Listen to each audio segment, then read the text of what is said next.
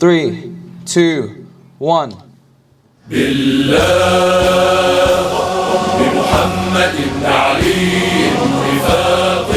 Assalamu alaikum wa rahmatullahi wa barakatuh, dear viewers. Thank you for joining us today on our 4th episode of the Rafida Roundtable. Today we are doing live open Q&A. And thank you again for joining. I hope you're in good health and in good iman. And inshallah ta'ala, I'd like to introduce our guests here again. I have across the table with me Brother Ali Habib. And on the left here I have Brother David.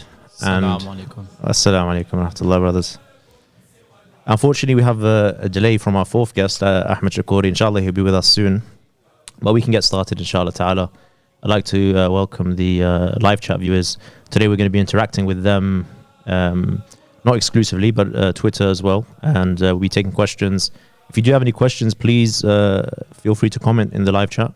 We are going to be picking and selecting some, as well as the ones that have been already posted up on our social media accounts. So let's get it started, inshallah, bismillah. We have a question here, if Subhan can put it up for us.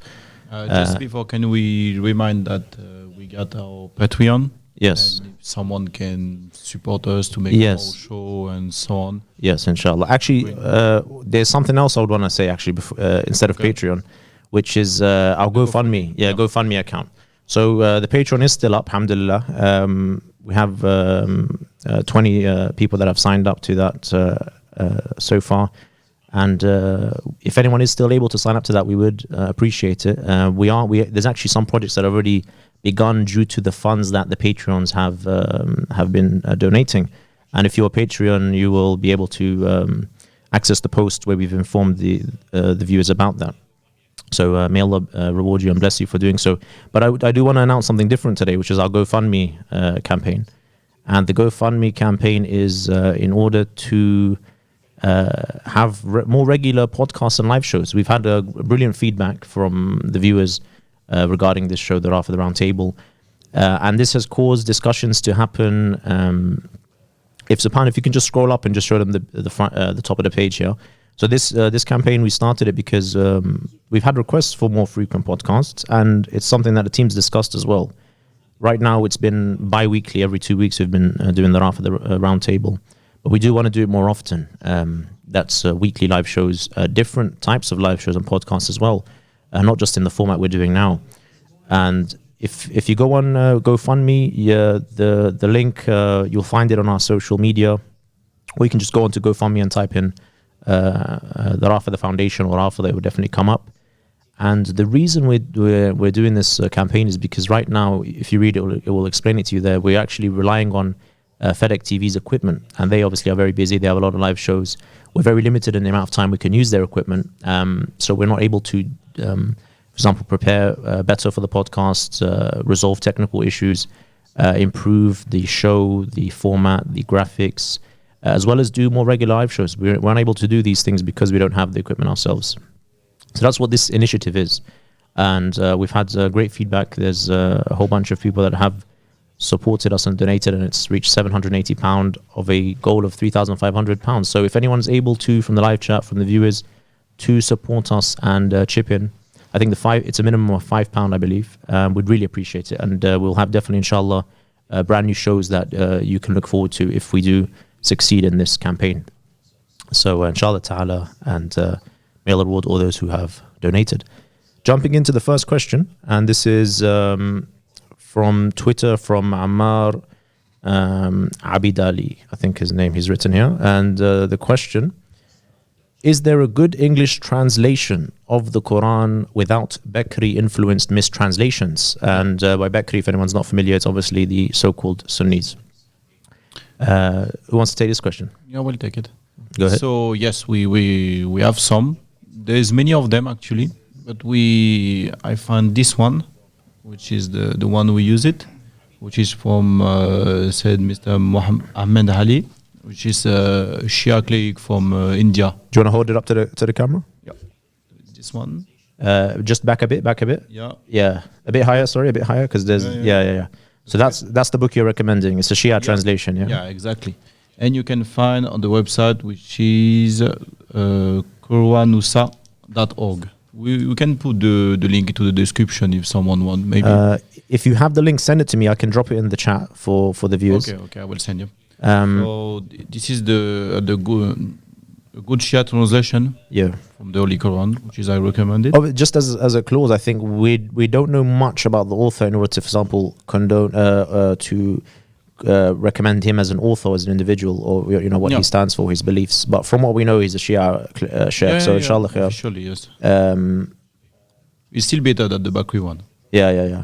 That's what the viewer is looking for. You will find a few others as well, but I think this is the one that we had here in the mosque that we can put forward. Use it, yes. And we got also the Quran made simple, which is a tafsir, which is not the Quran exactly. It's for the last. Just hold it up again, David. Yep. So what's the title of the book? The Quran made easy. The Quran made simple. Simple. The Quran made simple, and and who's it by? So it's a tafsir of the last I think. Yes, it is from Muhammad Shirazi, which is very, very good for people who want to begin to study the Quran, which is the very good one. It's only the volume 10, but inshallah, with your support, maybe we can able to translate the rest of all of these volumes. Yeah. And actually, the Patreons who have signed up to the Bookworm tier have actually received these books, or we've sent them out now, haven't we? Yeah, we sent it this month. So the Patreons from the Bookworm are receiving this book for the December gift. And we do send a new book every month. So again, I urge anyone who's listening to sign up to our Patreon. You get books like this, and it's quite a thick book, isn't it? Show us the side of it. It's quite a thick book. Do you want to show us the side of the book? Yeah, it's quite a thick book, and it's a brilliant book. It's a tafsir book, and it's obviously, as the title says, made simple. It's 400 pages. Easy to understand, 400 page, mashallah. And I'll just add a comment to you, because you said that's volume 10. So where are the other 9 volumes?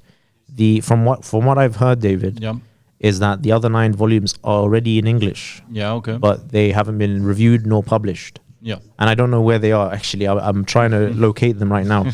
Because these other 9 volumes need to be published. They're very important. So maybe that's something we can do. Inshallah ta'ala. I'm trying to hunt down these precious translations. Very important. Inshallah ta'ala. Okay. We'll move on to the next question, inshallah ta'ala, if Subhan can get that up. Why is keeping a actually no, let's go for the question after that, Subhan. Sorry if I'm causing you a bit of chaos. The question by Al Farouk, let's go into that. I'll read it out while Subhan gets that up on the screen. Why are you following this fake religion? Sorry, before I read this, just for the YouTube chat, anyone who's got a question, please throw it in. I already see some question coming in, and I'll probably jump through that after this one. Why are you following this fake religion? That's a heavy start. You claim to be Shia of Imam Ali alayhi salam. That's from myself. And somehow this makes you on the right path. But this was not possible during the Prophet's time. There were no Shia in the Prophet's time. So why do you insist on this misguidance? Can I answer? It's worded in an interesting way, and it's a fair question, I guess. I pondered this question myself before I converted, and I've heard it a number of times. But go ahead, Brother Ali. Sure. Bismillahir Rahmanir Rahim. There was no Shias at the time of the Prophet? Apparently. Are you sure about that? That's what Al Farouk says. The questioner. There was Shias at the time of the Prophet, peace be upon him. As Al-Dhahabi says in Siyar A'lam al-Nubala, and all of these other biography sources of the companions.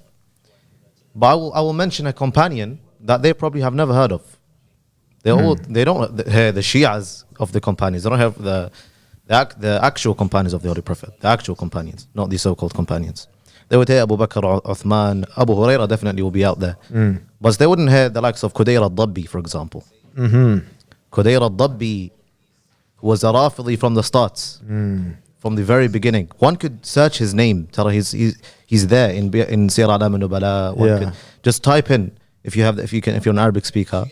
You can have access to his biography. You can see this. Yani it's not something that is blind. It's not something that is hidden, I would say. Qudayr al-Dabbi was one of the companions of Amir al-Mu'mineen alayhi salam, and he was from the companions of the Holy Prophet, peace be upon him. And Bukhari rejected his narrations because he was a Shi'i. Because he was a Shi'i. Once Qudayr al-Dabbi radwanullahi ta'ala alayh was ill. He was sick. So he left this is the time of the prophets, bear in mind, this is at the time of the Holy Prophet, peace be upon him. Yeah. He was ill in Medina.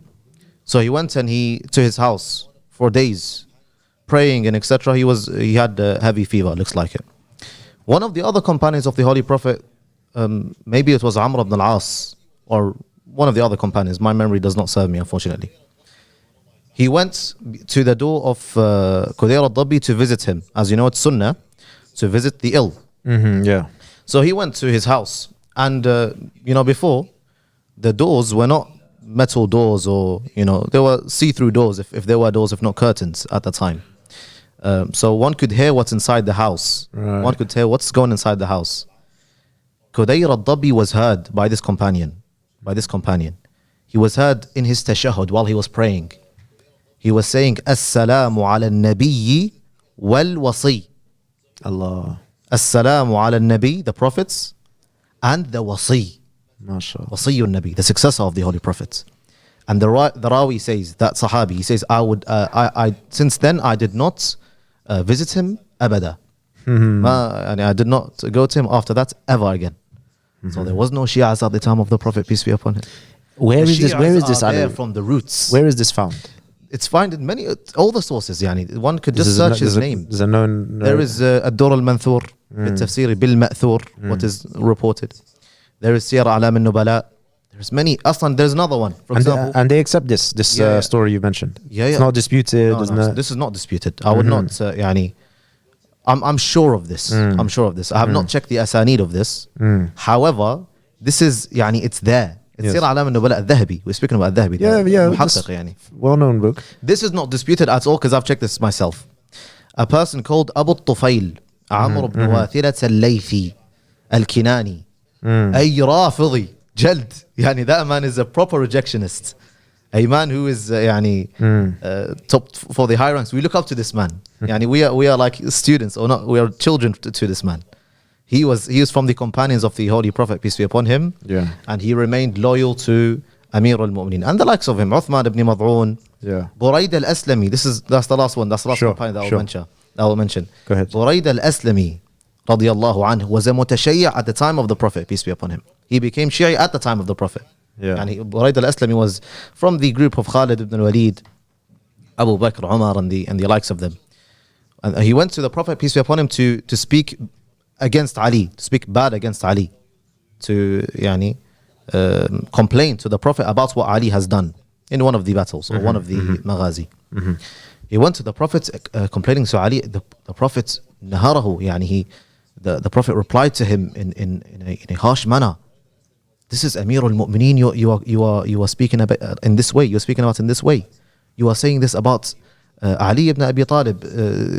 And he ذكر, the Prophet peace upon him mentioned the merits of Imam Ali alayhi salam. Yeah. And then Burayda radwanullah alayhi became Shi'i then. He says, now I know my religion. He said, now my religion has become clear to me. I was fooled. I was from Abu Bakr and Umar's group, Khalid ibn Walid's group. Now I know my religion. Now I know let me take my shahada again. This is what Shaykh al-Habib mentioned. He says, let me take my shahada again. And he did.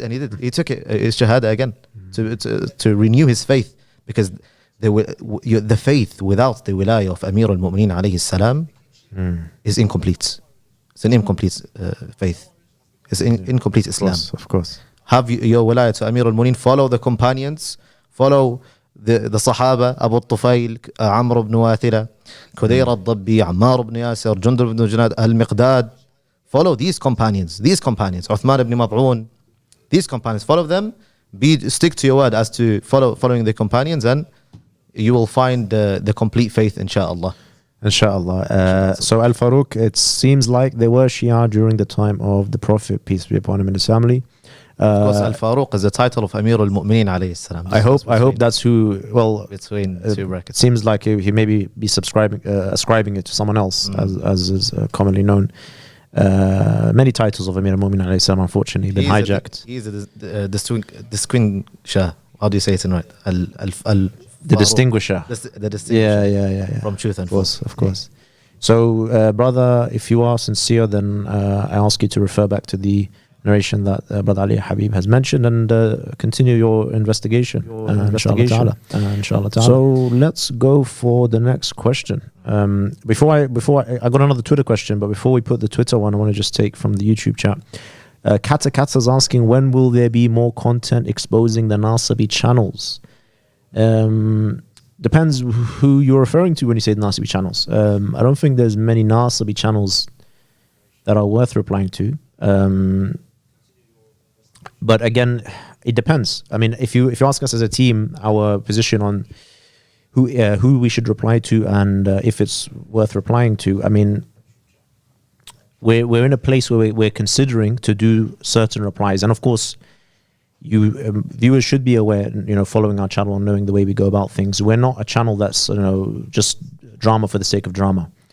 There has been some back and forth recently, which you can see that we've put some videos up of Dhul Fiqar, which has been going back and forth between us and the quote unquote Sunni defense channel. But when we do replies that are necessary and important to do, and we feel that there's a benefit in it. We don't. Why I'm mentioning this, because this question's come to me a lot through, for example, our WhatsApp and other means. People are very eager on us replying to these different types of channels, but we don't want to fall into the trap where we're just replying for the sake of replying, for the drama, for attention, for whatnot. Obviously, attention for the sake of getting the word of Ahlul Bayt alayhim salam out there is important and is a viable strategy, but it does depend on a case per case basis. So I'll leave it at that, and hopefully, inshallah, you'll see some things soon that will be beneficial for the khidmah and for the deen of Ahlul Bayt alayhim salatu wasalam. And I did have one. There was another quick question. Yeah, just I think Kata is also asking that they want content that is comparing, from what I understand here, Imam Ali alayhi salatu wasalam versus Abu Bakr and Umar. For example, comparing the two types of people, seeing the character of Amir al-Mu'mineen alayhi salam, comparing it to Abu Bakr and Umar to show the people, who I'm elaborating from Kata because she wrote it very simply, but this is what I'm envisioning. It's a very important thing. I don't think we've done like a direct comparison video, which is a big shortcoming. Aslan, is Amir al-Mu'mineen to be compared with Abu Bakr and Umar? Yeah. Is that really? Unfortunately, it's something that has to be done. Is that really? Wallah ajib. Abu Bakr, Umar are to be compared with Amir al-Mu'mineen alayhi salam. For us, that's clear. For us, that's clear. This question is truly heartburning. Truly heartburning. I ask you a logical question. I respond to this. Abu Bakr and Umar are better than Amir al-Mu'mineen according to the Bakri religion, so-called Sunni religion. Yes. They're better than Amir al-Mu'mineen, including Uthman, la'natullahi alayh. I ask you in the prayer right now, Abu Bakr, when he prays, do you pray the same prayer as Abu Bakr? They will say yes. Abu Bakr, when he prays in his tashahhud, does he not say Allahumma salli ala Muhammadin wa ali Muhammad? Ahsant. Is it not something obligatory upon him? And if he does not say it, his salah is incomplete. His salah is not valid. Is not valid. Yani Allah subhanahu wa ta'ala made it an obligation upon the Muslim, upon the one who prays to him to does salah, to send salawat upon the Prophet, peace be upon him, and his family and his progeny. Yani if Abu Bakr does not do that, his salah is not valid. Yet he is better than the one who is being prayed upon. Yet he is better than the one who it is an obligation that he must pray upon in his salah. SubhanAllah. This is illogical. This is illogical. Without bringing evidences, without bringing reports, Ghadir, Hadith al-Manzila, all of these other reports, it's not even necessary. Just from a logical perspective, Abu Bakr needs to pray on Muhammad and his progeny. Amir al-Mu'mineen is there. Yet, he is better than him. Does Amir al-Mu'mineen need to pray on Abu Bakr when he prays? No. Does he need to do that? No, of course. How is Abu Bakr better than Amir al-Mu'mineen then? SubhanAllah. Abu Bakr needs it, in order for his salah to be valid, he must pray on Amir al-Mu'mineen. SubhanAllah. Brother Ali, to be honest with you, it's the evidence is so overwhelming. It's not that, some people imagine that we're saying Imam Ali alayhi salam is above Abu Bakr and Umar. It's, as you say, there's no comparison, and it's so clear. It doesn't take a genius to figure that out, but it's just unfortunate because the Shia have done, unfortunately, not a good enough job in portraying this difference. We've done a lot in showing Amir al-Mu'mineen alayhi salam who he is, no doubt about it, but without a clear comparison to show the big difference, then the people are not really digesting it, or it's not really becoming apparent. But let's move on to another question here. We have a Twitter question. Assalamu alaikum, Brother Ahmed. Oh yes, subhanallah, who's this? MashaAllah. We have Brother Ahmed Shakuri on the table with us here. Welcome, Brother Ahmed, and inshallah everything is good, and we're happy to have you with us. Thank you very much. Assalamu alaikum, brothers, everyone. Alaikum salam. Alaikum salam wa rahmatullahi wa barakatuh. Yeah, so thank you for joining us. Next question we have here is, I might throw this one at you now since you just showed up. Why is keeping a beard compulsory for men in Islam? If Sapan can get this up, it's a tweet that's come through. Why is keeping a beard compulsory for men in Islam? Should Islam not judge you on the way you act rather than the way you look? Will Allah really care if you keep hair on your chin or not? I'd say actually fair question. Go ahead. I'll throw it at you. Well, yeah, it's an important question, and it's something we get asked quite a lot. In a way, I've had a lot of people coming and asking me about beard. Well, first of all, Islam in general is a religion of absolute submission and acceptance. You know, if something has been told to has been ordered to us to follow, we have to accept it. This means that when Islam makes it compulsory to do a certain act, Muslims should submit and accept.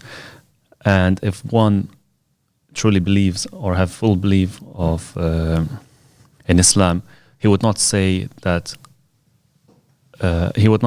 belief is held in the heart, but rather also manifest in actions through submitting and accepting what the religion has what the religion has made compulsory. Keeping a beard, however, is not something the Prophet, peace be upon him and upon his pure family, came with only as part of the Islam of this religion. It was also in the other in the religions of the prophets that came before the Prophet, like for example, Prophet Ibrahim alayhi salam. It was one of the 10 things that was given to him, you know, that he has to give it to his followers, and one of them was one of the obligation was also keeping the beard, and even Prophet Adam alayhi salam, everything. So they had. It's not something that's come from here, and also something that recently I came across was one of the articles in a news website that they say how when you shave the beard and from the bacteria sometimes it can happen, or you can get skin dryness or stuff, how it could lead, God forbid, to cancer, to have skin cancer. SubhanAllah, really? Yeah. Wow. It's very interesting. Wow. And that's new to me. Yeah, it's I came across this, to be honest, just last week. SubhanAllah. Yesterday, Ahmed Sheikh mentioned in his lecture a very interesting narration. I don't want to misquote it because I just heard it briefly, which maybe Al Habib knows the Arabic. You probably know the one I'm referring to. I think I know. The one who shaves is not from us. Yeah. Ahlul Bayt alayhim salam. Yes. And I believe Sheikh was elaborating on this, that this means you will not receive the shafa'at of Ahlul Bayt alayhim salam in the next life. Hereafter, on the day of judgment, you as a Shi'i, you would go, of course, you would try to seek the intercession of those who you love. Those who Allah subhanahu wa ta'ala made authority. The progeny of Muhammad sallallahu alayhi wa sallam. Yes. You would say, oh Ali, for example, intercede for me. Ishfa'li. Oh Zahra. Oh Ja'far al-Sadiq. Oh Kadhim. Intercede for me. Let me go to Jannah. They would say, we don't know you. So we don't know you. There's another narration that Sheikh also mentioned, which is Haliqul Lihyati Mal'oon. Yes. The one who shaves his beard is cursed. Yeah. One should ponder upon this. People might this I'm assuming this question, people, because I've heard it many times as well. It's a common question. I mean, I think almost all the Muslims have heard it, but it's it's not just specifically, okay, beard or no beard. This is regarding obedience to Allah subhanahu wa ta'ala. Yeah.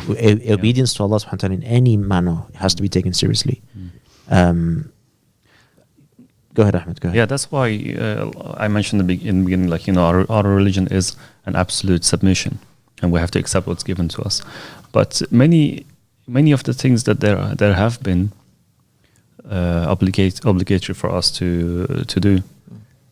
Maybe back 1,000 years ago or 1,400 years ago, the Muslims, they didn't know the reasons behind it, like scientific reason behind. But nowadays we've come across a lot of scientific research that proves why it proves to us why it was one of the reasons why it was obligatory for us to do it.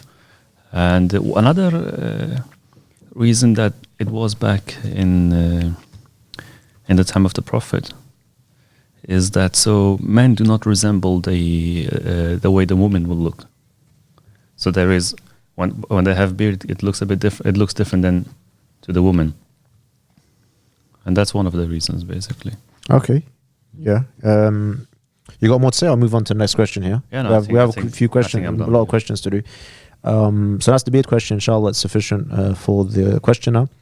If we can go on, I want to see if there's anything on YouTube chat before I go for the next Twitter one. Yeah, there is some YouTube ones, but I think that they're a bit too deep. So let's go on to the next Twitter question.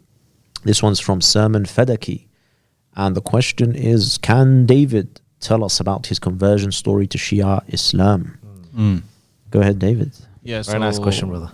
Yeah, so that's long story because I was not born Muslim. So there is a first conversion to Islam, which is the Bakri one at first, because was the main Islam was in my place. There's no much Shia. So I go directly to the Bakri one and after to the Shia Islam. But first of all, I will mention that I'm born in an atheist family. So mostly are Marxist and this kind of ideology. So I not came from a Christian really family. And I was not agree with it, I don't know, with this way of thinking. And later I start to be interested by religion and so on. And I found the only one who credible in my eyes was Islam. So that's why I'm going to the closest mosque what I find, and I just revert directly without any choice between the Bakri Sad or Shia or whatever. I was not thinking of something like that at this moment. So I go to this mosque, I revert, I start to pray and learn and so on. I was very active with them, like during 5 years or some things. Sorry, how old are you at this point? How old are you at this stage? 16. 16, all right, quite young. 16, yeah. 16 or 17, something like that. And I start to be active with them. I stay like 5 or 6 years with them. I was in different association. I go to a lot of things, demonstration, a lot of groups. We work so many projects. I was very involved with them. And during this time, I start to make research because I have some doubt about some things with them. And it was the same time that the war in Syria, in Iraq, and so on. What doubts did you have? I have thought about there's a lot of violence things, there's a lot of problem with the Sahaba. I start to learn some bad story about them on YouTube and so on. And at this moment, I start to have some doubt. I start to be different with them. And I discover later that there's a lot of problem with Abu Bakr and Omar and all the things we know. And that's why I became Shia for this reason. And to one day to another, I completely cut the bougie with them. Do you remember like the first thing that hit you that you realized like, okay, this is really something that I need to take seriously?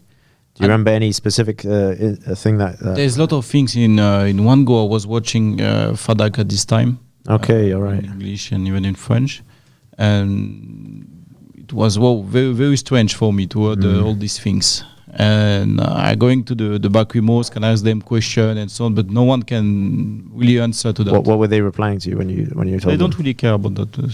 So they tell you what? It's not important. Or don't focus about that, or they just say nothing. Sometimes you just ask them, they stay like that. I think maybe they don't know. They don't know what I'm talking. The worst things is like They just don't know what I'm talking about. Yeah. In my circle of Bakri friends, a lot of them, they don't even know who is Omar. They don't Yeah. even know Omar. Yeah, yeah. Wow. We reach this point. Wow. They Okay. don't even know. I talk about it, say who is it. So Right. I feel very lonely. And these are your Bakri, used to be the Bakri friends, or yeah, all they're of them. converts?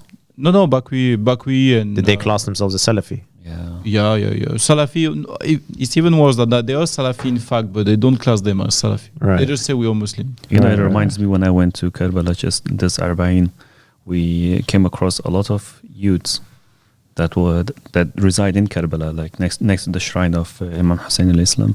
Yes.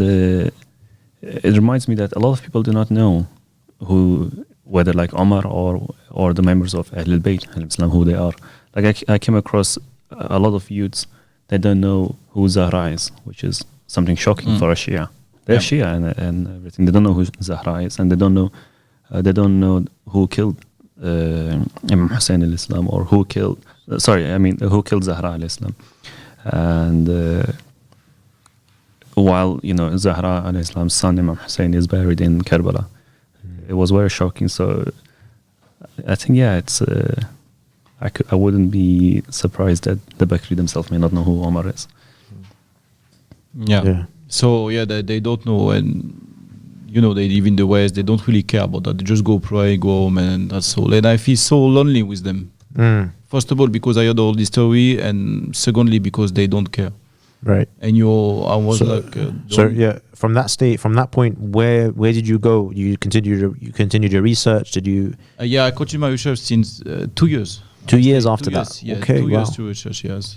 And what you were reading books, you were watching lectures. I was very influenced by the Salafi manhaj at this moment. So for me, it was very, very big risk to become Shia. So was some things maybe I will go to hell or something like that. So that's why it takes me a lot of time to move. But one day to another, I move and I said it's done. It's enough. Okay, and then So when did you actually convert? When did you actually? You missed the most important thing.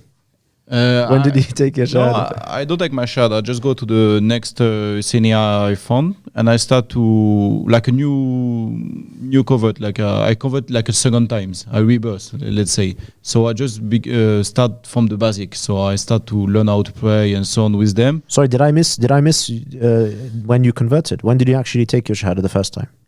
The first time. Yeah. When was that? What year was that? Or how old were you? What do you mean? When you took your shahada? 16. Yes. You took your shahada when you were 16. Yeah, when I become back. So I think I've maybe missed. I thought at 16 you said you were researching for 2 more years, and then No. I say at 16 I revert directly to the Bakri Islam, and later at something like 20. there we go. So 20 you took your shahada too. You became a Shia. 22. 22 you became a Shia. Yeah, How old are you now? How old are you now? 25. 25. Mashallah. Mashallah. So 3 years ago. Where did you go to take your shahada when you were 22? Or did you I think you mentioned you did not. No, I did not. But I go to the next two senior I found, and I start to learn with them and start to do everything with them. They are the first people I found as Shahada or not Rafidi. So that's why they don't ask me to Shahada. They don't ask me to. They just say, okay, let's go to start learning like that. But you had already read yourself about the enemies of Ahlul Bayt alayhim salam. You're already well read. Yeah, I was not in the same point on them. There was very. You're ahead of them, clearly. You're a new convert. Mostly converts are ahead of the. Yeah, I knock at the door, they open, and I start to talk. So what was your reaction, or how did you deal with finding out that people are not, recognizing things that you thought is like common, that should be commonly known? Yeah, that was very strange because I knocked at the door, they open, they say you're Shia. I say I want to become Shia. He looked me very strange, like why? Really? And he started to ask me question why you want to become Shia and so on. I was surrounded by them, like he didn't trust you or something. No, they trust me, but I say like because I want to become Shia because I hate Aisha, and I heard this story, and they become very embarrassing. Really? I thought and they look at me. Oh yeah, okay, yeah, understand, yeah. Yeah. If you were to point a specific reason that like the final straw, the thing that said that's it, Sunni, the so-called Sunni religion is fake. It's not the true Islam. What was it? I don't know. It's a big mix. It's a build-up, isn't it? It's a build-up. It's a build-up. It took me 2 years because. But they say like the straw on the camel's back. Yeah. What? And for example, during this time, there was the 2 years I changed my manager as a Bakwi a lot of times. Right, Because I okay. was looking for all other things. Yeah. I was following the Salafi one. I became Hanafi because it's look more free. I want to change. I was very confused with them during a very long time. Sorry, David. Before I follow the train of thought with the reaction you had, Yeah. what you did you mention what was the first thing that opened the door for you to be like, okay, let me research this? Was there something that triggered it? Yeah, because the first contact I have with Shia online, I mean, they are very Rafidi, so they completely destroy the Sahaba. Oh, it was right. very shocking for me because they completely destroy from MashaAllah, everything. good. Okay. There's like a forum or social media. Where is this? On YouTube, I watch Fadak and other things also, a lot of things, and they completely destroyed with. It's like very easy. Yeah, because you said you went to this Husseinia, you told them I converted because I have this hatred, and I've discovered basically who Aisha was. I want to make a comment here, and I'll answer your question follow up.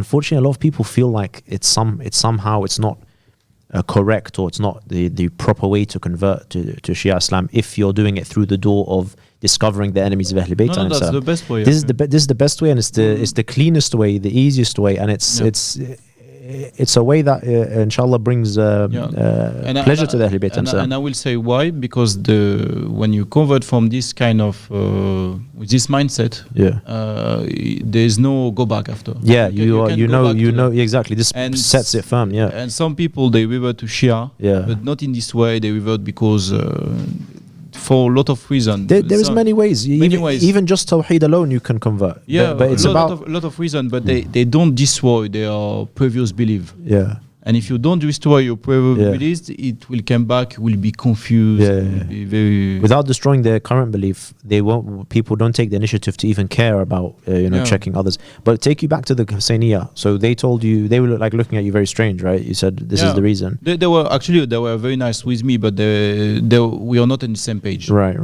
They told me, yes, we are for unity with Muslim. We are not, we are not like really like that. They don't want to say the word, but they don't want to really like that. Yes. But can I ask a personal question from Brother David? Yeah. You see, I come across some converts. They always they tell me they get annoyed when they are asked right away. Tell me your story. How did you convert? Because this is the thing, when they go to the mosque or to some Husseinias, brothers, especially from maybe some elders, they come to them and they get surprised, like, oh, you're a convert, because they stand out. That's very bad. So they're like, oh, you're a convert, so tell me right away the first thing. They're like, tell me, how did you convert? The reason for that is like mostly the Shia people are the worst for that, because they not get used to have a lot of convert from European people. They are very surprised, but not in the good way sometimes. They don't. Some of them, they don't even understand why you were there. For them, it's just cultural things, like you go to the Husseinia because there's the people from your country and so on. It's very bad. Yeah. Okay. Anyone have a question for David before we move on to the next question? A very enlightening story, by the way, and ask Allah to increase you in guidance. And I hope that people have benefited. I'm sure there are many people out there that are currently, well, definitely there are, in their research phase. Yeah, of course. And we ask them to keep going, inshallah ta'ala. Yeah. Someone who researches sincerely will no doubt, inshallah ta'ala, if they are sincere, find the haqq, as Brother David has. Thank you for sharing that. Let's go to the next question here. There's a whole bunch in the YouTube chat, but I'm going to ask the brothers if you can just have a look. If there's any interesting one, throw it in.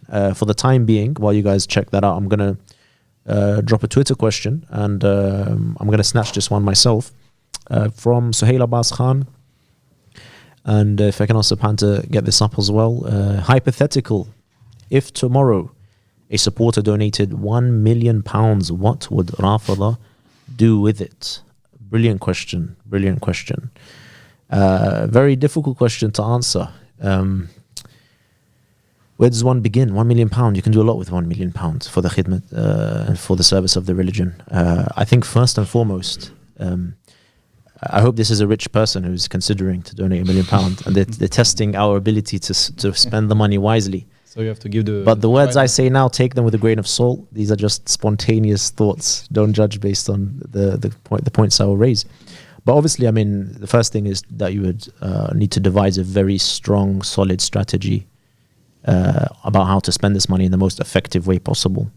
And you need to hire an accountant. That's probably the first thing you want to do, just to make sure you are doing things properly. But to throw in some things, I mean, that come to mind. I mean, £1 million. The first thing that pops into mind, it might not sound too exciting for viewers, but it's to expand the team size. I mean, that's like the core thing. You can't really do much without a good, strong team. I'm like envisioning like a 20 person team that are supported full time, brothers and sisters. You know, they support full time. They don't need to be working or, you know, worrying about supporting their family or their children or whatnot. They're supported and they can dedicate themselves to the khidmah. A full proper team. Imagine 20 people.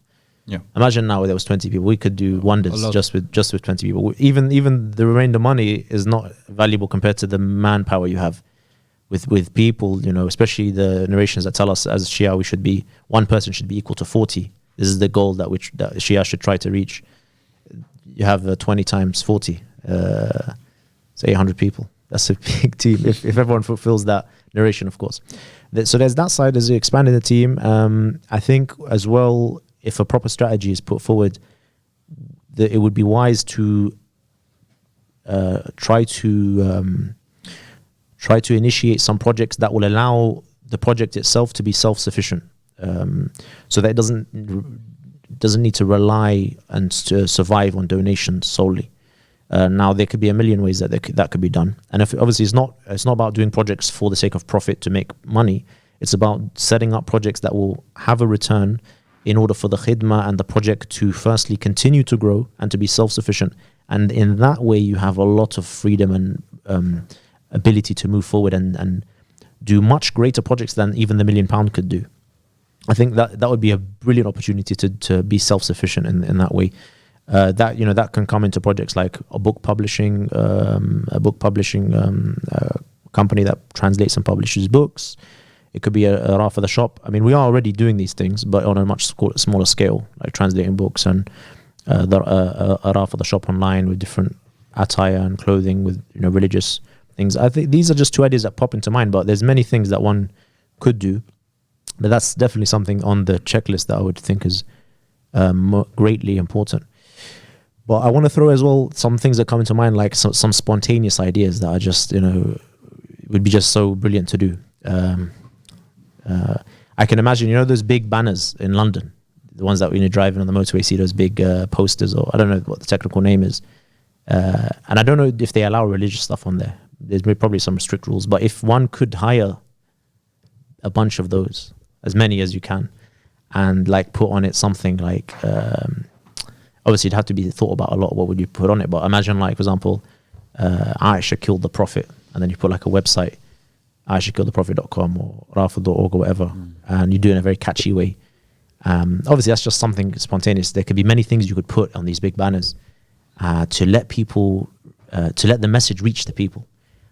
Personally, I believe that there are so many sincere people out there. Maybe even for me, the majority. Just because of the fasad and the corruption and the misrepresentation of the religion by the religion of Abu Bakr, by the liberalist movement, by so many factors, the message hasn't reached the people. Through this kind of thing, doing this thing, which I'm assuming costs a lot of money to hire these banners or these billboards. I think the name is billboards. I think that would be something brilliant. Another thing, for example, is and if anyone else has an idea, throw in, by the way, for this £1 million that Sohail is going to be donating soon, inshallah. And another thing is, imagine like a printing project where we print a lot of material. Like we make some leaflets, some very, very well thought, well written, powerful leaflets on different aspects, aqidah, history, etc. And we distribute them. There's these companies which you can hire which will distribute leaflets for you. You know, they'll go to certain places, certain areas that you want them to go to, and they'll just put them in all the houses. You know, if imagine launching a project like Every House in London, something like that, it's with a catchy title, where we print this material and we distribute it to every house in London. That might be too much because I think there's like 3 or 4 million houses in London, if I'm not mistaken. So I think that's a bit much. I think even would exhaust the funds, but Yeah. maybe like if you pick certain areas in London that you know people are here, potentially guidable or most likely to be guided, and you just target certain areas and you just get these leaflets out there, to all different houses and just getting the message out there through this printing. And obviously the printing project would be something that could be expanded more, giving out a whole batch of leaflets to all the Husseinias in London for free and just getting them to distribute them out, not only in London, in other countries, translating these leaflets, having a real distribution network when it comes to small leaflets and pamphlets would be something so brilliant for the dawah. That ties in with all like street dawah as well. I guess that's related, just doing different types of street dawah and whatnot. Probably can do something like professional short films. Yeah. Oh yes, no, that's With a that's scenario, that's Animation everything. film also. yeah, short films definitely, or adverts. That like high quality, High production. high production High short production. films with a powerful message behind them. Yeah, exactly. That's again animations you have as well, like short, like 5 Animations. minute. Could be animations. Could be Like acting. TED animations, brilliant. And I think if we had £1 million, we could do many of those. I don't think they're like costing that much. It would probably not even affect the £1 million. Even short films, if you do it, like let's say, But Ahmed, sorry to cut you, but imagine hiring an animator. You'd be having you'd have weekly/monthly animations. Hiring a full-time animator. I'm sure there's Rafida out there that have the required skills to either already know animation or learn animation. yeah, Having a full-time animator or animation team even, that's just brilliant. yeah, Brilliant stuff that could happen. So Hayla, PayPal is in the description, and I think we've proved that our plans are worthy of your money. May Allah bless you, and inshallah may Allah increase you in rizq, and bless you for that very good question. We'll move on here. Did anyone have anything interesting from YouTube chat? Nobody checked or nobody liked? one? There's a whole bunch of questions in YouTube chat. I'll throw in a Twitter question, and I'll give brothers time to look again at YouTube. This is from, I don't know how to pronounce this here, Fleur du Sable. I don't think it's an English word. Forgive me. Yeah. How do you say that? Fleur du sable. Okay, I knew something around that, like that It's kind like of stuff. flower sand. Oh, okay, mashallah. So the question, and while we answer this, if brothers can also look at YouTube chat, what is the progress of the film The Day of Torture? Why is it taking so long? And can you tell us why this project is so important? I'll throw this one at Ahmed. Go ahead. Okay, thank you. Let me just have a. So I'll just repeat the question for you. The question is up, right? What is the so Pan's progress getting of that the up film? now. Yeah, what is the progress of the film? The Day of. You can see it on Twitter then, yeah? The progress of the Day of Torture film. Why is it taking so long? And can you tell us why this project is so important? There's another question. So Pan doesn't need to put it up, but it's tied in. So I'll just throw it with Ahmed as well. Okay. They're asking when will we see the first trailer of the movie? I don't know if anything like that's been announced. So take it away. Well, okay. Let's go to the first question. The progress of the film. I think I'm not sure if the brothers know, but what we know in here is that the film has finished recording. The filming has been finished. The shooting has been finished, and right now it's on the post-production phase where all the editing takes place and the graphics and everything. That's all the film gets to be put together, which is also. It's a very important part of the production, and we could say that most, having in mind that the shooting has finished, inshallah, there isn't much left. It's just production, which could be about another, inshallah, couple of months. It should be done. Inshallah. Why is it taking so long? Well, filming is something that it does take long. You have to. It's a difficult industry. Yeah, it's first of all, just speaking in general about films. There is the crew that you have to choose. You have to be very careful to choose the right crew, the right director who understands the story, choosing the actors who can play the part very well and everything. And our film is a bit different. We have to be very precise. It's religious film. Okay, we have to be very precise and everything. That everything should be perfect, and so with the actors, with the crew, what it is that a lot of the crews they already have booked a schedule of filming. A schedule. Even if you should find someone, if you should find let's say you find a director or something, they already booked. A lot of directors, you may see your actors, you may see your actors in 3 years, another 2, you know. So Yeah.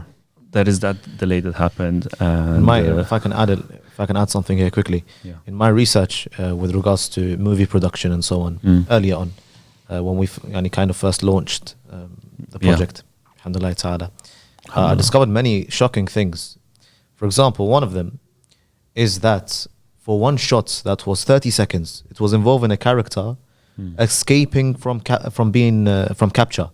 Escaping, he was a slave, All right. involving a slave who was escaping from his owners. all right. And that specific shot was meant to be from the jungle to the beach or something. And he's running in a way. This shot is 30 seconds.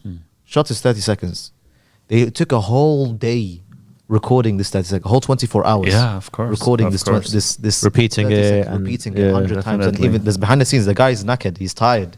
He's like, please, yani, please, and he's a slave. So how about a movie that's we're not recording just a story here or just no, we're recording Ma'sumin, infallibles. We have to be very precise in how they are the characters are taken. Yeah. How very precise. Even all the historical facts, Even historical every facts little detail. Yeah. I mean, shooting the film can be very hectic. Hey. I mean, the people who have gone to see the film or the brothers that managed the So film. it's very normal And- for hectic. and these movies to take long. Yani. And if you remember, I'm not sure if I remember very well that 2.5 years ago when Sheikh Al Habib was asked, he said that you should expect the film to take quite a long time, Yeah. even up to 5 years maximum. But the good news, Ahmed, is we're there. It's like you Yeah, can the good you can news is smell that the we're film, you can Yeah. feel the film. It's Now that it's we've on the finished- yeah, horizon. we finished the We shoot. filming able is done. to yani, kind of rest, Yeah, but still yeah. continue the journey. Yeah, still exactly, still exactly. continue the push. There's something that's just you feel calm because now before everyone was really we have like a tension. When's the film? We need the film. Yeah. But now we're there. Like I can see on the horizon. Yeah. Quick And question. Part of the question, sorry, Go maybe ahead. okay, we forget. You know, the brother has asked why. Could you tell us why the project is so important? Yes, go ahead. I mean, it is very important. Like one of the reasons, just I could tell you, like what Brother David mentioned today, that his so-called Sunni friend back in the days, he didn't know who Omar was. No, there is a lot of Bakris, there is a lot of non-Muslim, there is a lot of Shia Muslim themselves. A lot of people, they did not know who Omar was, who Abu Bakr was, what happened to Zahra alayhi salam, and Salam Allah alayhi. a lot of people are not educated. So to make a film, especially a film that's Hollywood film and can be in English and can be broadcasted globally, inshallah, it can be it's a very inshallah that everything happens and we have the success. The question and is blessings from the question everybody. is it there can affect a lot, yeah. and it can educate a lot of people, and that's why it's very important. It's more important than any project we have done so far. Well, this is what we seek. We seek for the world, to know at least there's an accusation that has been put forward to Abu Bakr and Umar regarding this matter. Yeah. At least there's an accusation that states that Abu Bakr and Umar bought 300 men from Bani Aslam with fires and brimstones Yeah. to burn the household of the Prophet, to burn the house of the Prophet and attack Amir al-Mu'mineen and attacked Fatima in the way. Yes. This is what we seek, Yes. and there will be no Muslim who truly has who still has his fitrah, there will be no Muslim who would remain upon this belief Ahsan. after seeing the film and after our push in proving this matter. And Improving this matter. and as a final comment, is there a better way to let the message reach the people other than through cinema? That's a question that no one can deny. But we have a caller in here. I'm just going to try and get him on. Assalamu alaikum. Can you hear me? Hello. Assalamu alaikum. Assalamu alaikum. You're live with us here on the Rafida Roundtable. Thank you for calling. Please introduce yourself, your name, and your question. Yeah, my name is Imran and I'm calling you from India, Delhi. MashaAllah. Welcome, Brother Imran. How are you doing? Inshallah, you're well and in good health and iman. Thank you so much. Tafadal, go ahead. I always try to Yeah, sure. I always try to watch your videos on YouTube, and let me tell you that you guys are doing a fantastic job. Thank you. May Allah reward you, brother. May Allah bless you. We appreciate your support. Thank you so much. My pleasure. Recently, I just saw the new video you done on the attack on Fatima Zahra, peace be upon her and her family. Salam Allah alayha.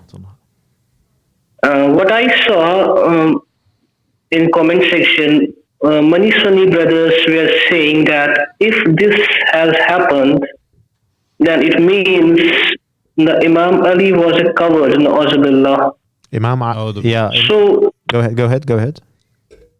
so I just want you people to clarify this for the viewers that where was Imam Ali alayhi salam? Why didn't he protect his family? Yes.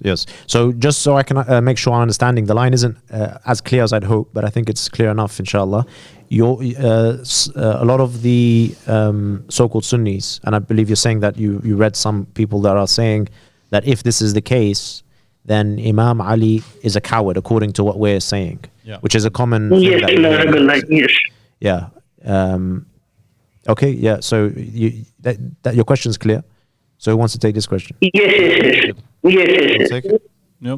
Go ahead, David. Go ahead. So yeah, first of all, he was there. Firstly, sorry. Thank you for your question, brother. Yeah, thank you, and please brother. stay on the line. If you have any comments or anything to follow up with brother David, you can do that. Sorry, David. Yeah. Okay, fine. Thank you. Thank you. Right. So first of all, the Imam Ali alayhi salam, he was there, because they always say he not God of his house, he was not there, he was coward. I don't think they believe he was coward, but they use this argument to say all the narrative we use is fake. Yeah. They used to say that. First of all, he was there, and he hit Omar on his nose and his neck, which is He hit him. yeah, he hit him. Yes. Of course. He hit him. That's some things, unfortunately, which is not well known by Shia, because a lot of them, they don't use their own source, because the source for this you can find in Sulaim ibn Qais, the book. Yeah. Everything is there. If you want to have, he hit them, so he was there. Just to add on to brother David, Amir al-Mu'mineen was there in the house. Moments after Umar attacked Fatima alayhi salam. Moments, just seconds. It was a matter of seconds. It wasn't a matter of time and so on. It was a matter of seconds. As soon as Amir al-Mu'mineen alayhi salam heard the sarkha of Fatima, the scream of Fatima, that there's a man in the house, that Umar attacked her in her house, Amir al-Mu'mineen خرج كالليث الغضبان. He came like an angry lion, like a furious lion. He went out defending Fatima alayhi salam. He grabbed Umar from the top of his garments, from here. He grabbed him like this, from the top of his garments. Picked him up and hurled him on the ground, like this. Smashed him on the ground. Sat on his chest. First, stepped on his face. He stepped on his face. Amir al-Mu'mineen alayhi salam stepped on his nose. Showed him his place. Stepped on his face. Sat on his chest.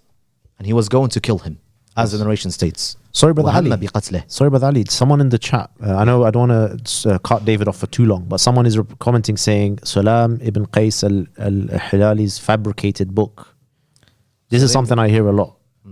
That this is a fabricated. I hear this from the Shia as well, as heartbreaking as that can be. Yeah. Do you want to comment briefly before back to David? Sorry, David. Just because I saw this comment is very, very important. Sulaim bin Qais al-Hilali is a fabricated Because Brother Ali, what they say, and actually another Twitter question came regarding this topic. That's why I brought it up. They're saying that this situation or this story, according to the Shia, cannot be used because apparently there's weakness in the chain.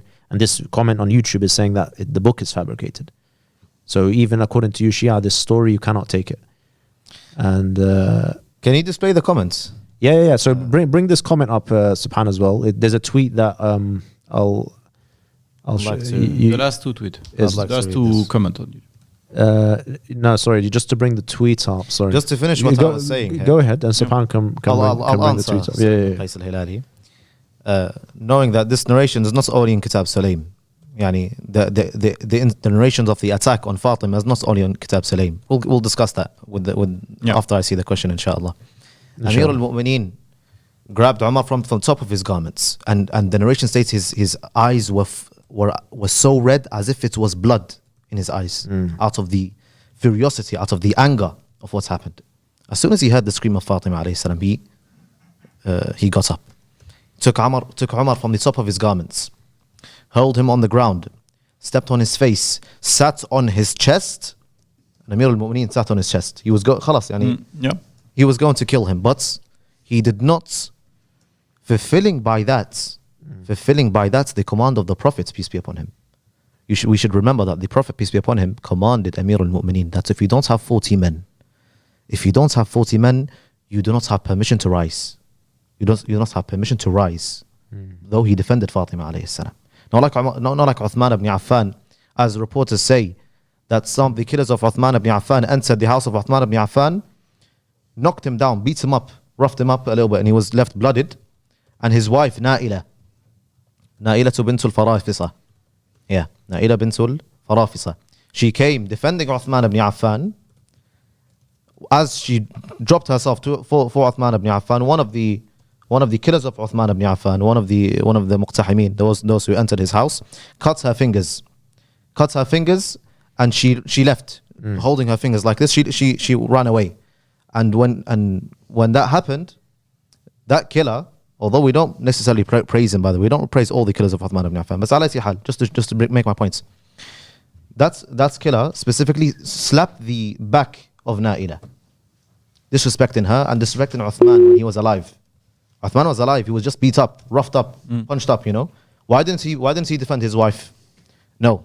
Amir al-Mu'mineen alayhi salam defended Fatima alayhi salam, the daughter of the Prophet, unlike your companion, who is according to you better than Amir al-Mu'mineen, Uthman ibn Affan, who watched his wife get assaulted by another man and did nothing.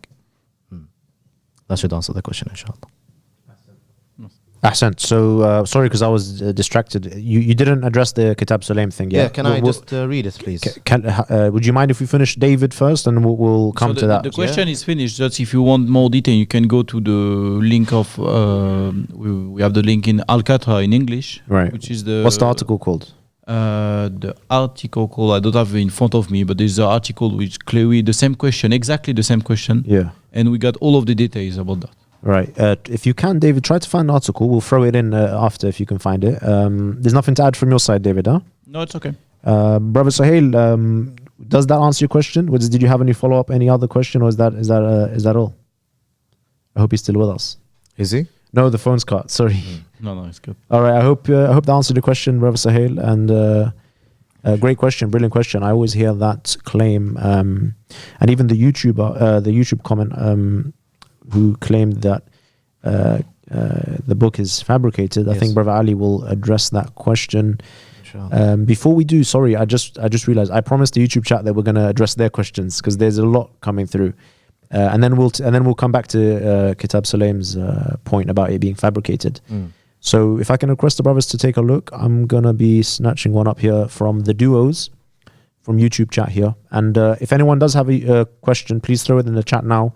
We'll be going through some of these questions here. So the duos. Do I have to take, or do I have to make shahada, or do I have to make shahada after converting by the sheikh, Habib, or just say it by myself? Well, actually, it's not a requirement. It's mustahab to take your shahada with the witness, but it's not something that is wajib. But I would say go ahead and do so. Why not? Why not? Very encouraged for anyone to convert, to announce their conversion to the world. Let the people see that people are converting to Shia religion. If you now are wanting to take your shahada, call us up now, the duos, and we can take your shahada and take that step, inshallah. There's another question from Carlos Garcia. Yeah. If I can answer that quickly. The brother said, is the prayer valid before becoming Shia? As I was Sunni, but I believe that Allah existed without your place and did not resemble His creation. Go ahead. Sorry, Brother Ali. Brother Ahmed, can I ask you to pick one after Brother Ali, and you can take one from YouTube, as well as Brother David? Because there's so many, I think, if each of us can pick one. Go ahead, Brother Ali. Go ahead. So I understand from the question is that the brother did not believe that Allah subhanahu wa ta'ala was restricted to a place, time or space. But to answering this question, is the prayer valid? You don't need to repeat your prayer, inshallah. Al-Islamu yujibu ma kana qablah. Yani, inshallah, your prayers are accepted, inshallah, you don't need to repeat them. You can just go with where you are, inshallah. As you are a Shia, you pray the Shia salah, and that's it, inshallah. Inshallah ta'ala. Quick answer. But that's a very important question, because a lot of time I heard this one, and a lot of people, they are very worried about that, because some of them, they've been, back with since like 20, 30 years. They revert to Shia at 50 or something like that. A lot of them are afraid. No, alhamdulillah ta'ala, they don't need to repeat their prayers. Yeah. Yeah. Ahmed and David, any question that you saw? There's a whole bunch of them on YouTube. I mean, well, there is a question, but I'm not sure if maybe Brother Hali could help with that. One of the brothers, they asked, unless it has been answered, I'm not sure. What's the good book in English that you can suggest that that gives the Biography? the biography or the right historical events that took place that kind of exposes the corrupt Sahaba, like Yeah. Okay, I Umar saw this al-Bakr. question. Yeah. Yeah. So a book in English that will speak about the corrupt Sahaba. Yeah. Can I just read it? Sorry. yeah. No, it's a simple question. The can you person repeat the wants, question again? yeah, the person wants suggestions for books in English Yeah. that will make clear the corruption of Sahaba like Abu Bakr and The Umar. question- Yeah, there are many. Yeah. There are many books. Alhamdulillah ta'ala, that's translated into English. There is Haqq al-Yaqeen, a credo book. Before credo books, Yeah. they used to break, absolutely destroy Abu Bakr and Umar back in the time, back in the days where Shias used to be at their bleem, let's say. Their beam. There's Haqq al-Yaqeen, Allam al-Majlisi, Yeah. translated maybe by Ansarian Productions, I believe. Yeah. 1,000 pages around. It's a credo book. You could just read it, and you would see how Allam al-Majlisi breaks Abu Bakr and Umar and Aisha also. There is a Nas wal-Ijtihad by Sharafuddin Yeah, al-Musawi. this is a good book. That's This is a a good good book. Yeah. There is Al-Muraja'at Yes. by also Sharafuddin al-Musawi. There is another one speaks about Aisha, Yeah. the role of Aisha in Islam, I believe it's called. Yes. 3 volumes, short book. Yes. book. Yes. Um, The role of Aisha in history, I think it's called. In history. I think that's the title of the book. In The role of history. Aisha in My history. memory does not serve me, unfortunately. I'll throw in one more as well. If you type in Amazon, how Islam was corrupted, Yes. the first 8 lectures of Sheikh Al-Habib is in book form. Inshallah, just as a small quick comment, I think people are aware now, the entire series of 96 episodes will inshallah be released Alhamdulillah. in the near future, let's say, inshallah ta'ala. This But- series has guided between Go ahead, your, please. your talk. This series has guided many, alhamdulillah ta'ala, many, hundreds, maybe thousands. And one of them is sitting on this table now, here, with us. Maybe you'd like to. Yeah, this series affected me greatly when I was looking into things. If you want me to comment quickly, during my research phase, I had been researching for quite a while until I discovered Sheikh Al-Habib, and I was sort of in a place where I'd say 1 foot in, 1 foot out. I was as Brother David described earlier, it was a build up until I discovered this series, and this series sealed the deal for me. And I only had to reach the 3rd episode before I took my Shahada. Such a powerful series. The way Sheikh breaks things down, the way he presents historical facts, and he presents things in an unbiased manner. He brings you the evidence and presents it in a clear manner. And inshallah, this series is something big that will be in English language, inshallah ta'ala. Next question. A question relating to the question of Sulaim, or relating to the answer that I gave by Mas'ud Wazil. He says, Ali lets Fatima open the door. So have you not heard our what we have been saying? Umar kicked the door. He breached the house of Fatima. Fatima would open the door for another man.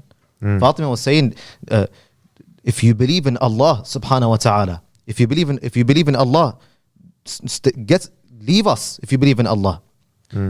According to the narration, she even complained to the Prophet, peace be upon him. She says, "Oh Prophet of Allah, sallallahu alaihi wa alihi, how quickly have Abu Bakr and Umar betrayed you?" Yeah. They went attacking Amir al-Mu'minin, and because he did reject paying them allegiance, he did reject them and their authority, Yeah. and remained with the group that supported him in his house, which was Miqdad, Abu Dharr, Salman. These people, as soon as, just to make it clear, when Umar ibn al-Khattab came with these goons from Bani Aslam, 300 of them, they captured Abu Dharr, they captured Miqdad. Miqdad was, his hand was on his sword. His hand was on his sword. His eyes is in the eye of Amir al-Mu'mineen alayhi salam, waiting for permission. Waiting for permission. Yeah. Ali Rida here says, brothers, I thought the actual version of the story was that Amir al-Mu'mineen alayhi salam did not get up and defend Fatima, peace be upon her, as the Prophet, peace be upon his family, ordered him to be completely patient. So just on this, brother patient Ali, with regards to rising. With regards to rising. Yeah, but what Ali understood is that he didn't actually defend Fatima salam because he was ordered to be patient. But I would say to brother Ali, refer to Kitab Sulaim, Omar did physically attack Omar, but he refrained from taking it further because of this, him being ordered to be patient. But Amir al-Mu'mineen alayhi salam did attack Omar ibn Khattab in a form of defense for Fatima Zahra. I do want to move on to another question here, and I would like maybe Ahmed, if you can, to chime in. The Sulaim. We'll go to Sulaim. Let's get some YouTube things, and we'll go into Sulaim. Sure. So here's a question from Rop Ox 41414141. Brilliant name. I think you're running out of names on social media now. Everyone's got to add numbers and whatnot. Question: knowing the situation of the Shia reverts in some countries can be very difficult. Death and life matters in some case. What kind of supports can be offered to them? This question stuck out to me because I'm in communication with Shia. Of course, Shia contact us through our WhatsApp and email, and there are Shia in a lot of difficult situations. Just to briefly mention, obviously without names, in order not to put anyone in danger, but brothers in Kashmir, for example, they're in big danger from other people that are not willing to accept their religion. And if they do speak about the religion, they will be in trouble. Their families will be in trouble physically. And these brothers are telling us about their struggle and their difficulty. And it's heartbreaking to hear this. And even another case of a convert. It's a convert that we'll be announcing a story for on Rafida SOS, Save Our Souls, where we'll be releasing their story, of course, anonymously. This convert is in Malaysia, and they are unable to speak out about their religion. Even in Malaysia, I think it's known, Malaysia, it's a difficult place for Shia. Very difficult. Very difficult. So they're unable to tell anyone, and they're in fear of their life. So this is something common, and I get a lot of stories from people that are suffering in this way. But what can be offered? Supports can be offered to them? I'm not sure if the comment is asking what we as Khuddam Mahdi or Rafida Foundation can do, or generally. If it's regarding Khuddam Mahdi, and I have to be very honest about this, and it's heartbreaking, because we do get requests from people all the time to support them and help them, whether it's financially or through other means. We are very limited in what we can do. We do what we can, but for example, finance is something that a lot of them support, because you brothers are very well aware people are thrown out of their family circles a lot of the time. And there are stories that have reached us, and many that Sheikh have spoken about, and these people are in a very difficult financial situation. If we can, we try to help them. But when it comes to finances, people look and see, okay, you have this office, you have this channel, you have this. People think that we're really wealthy, or we're a very wealthy organization. This is not the case. We're just very careful about the funds we get. We're very, we use our finances in a very strategic manner in order to fulfill certain things, which should be like an office and a TV channel and whatnot. But we're actually really struggling, and this is something, it's not a secret, it's known. If you are following the Arabic channel, when we do our donation campaigns and whatnot, we tell the stories of the struggles we're having, the bills that need to be paid, the channel that needs to be run. And then on top of that, the money that comes to us is a trust from the people in order for us to use it directly in propagating the religion. And we are very restricted in the ways we can use that money. Our hearts ache when we hear these stories, and we just wish that we're able to direct sufficient finances to support people that are struggling. But if it's general support, again, I'm stuck on there. I don't know if Ahmed or David has any views. If the view is asking what kind of support can be offered generally to these people that are in these countries, should there be an initiative by the Shia in order to have a charity that is for the sake of? I don't think we have something like this where we're gathering funds and donations to support converts in need, or Shia in difficult places where they may be kicked out from their family or their friend circles. I don't think there's something like this any project like this that's No, going on. unfortunately not. Yeah, this is something that maybe can be done. It's very important because there's thousands and thousands of people like that. Yeah. We know every day. Many you don't hear about. Even yesterday from the lectures, we got like 5 or 6 converts. All of them from, I think from Most from Morocco, yesterday, most from Morocco. or North Africa. And North Africa, yeah. place where the Shia Islam is completely forbidden.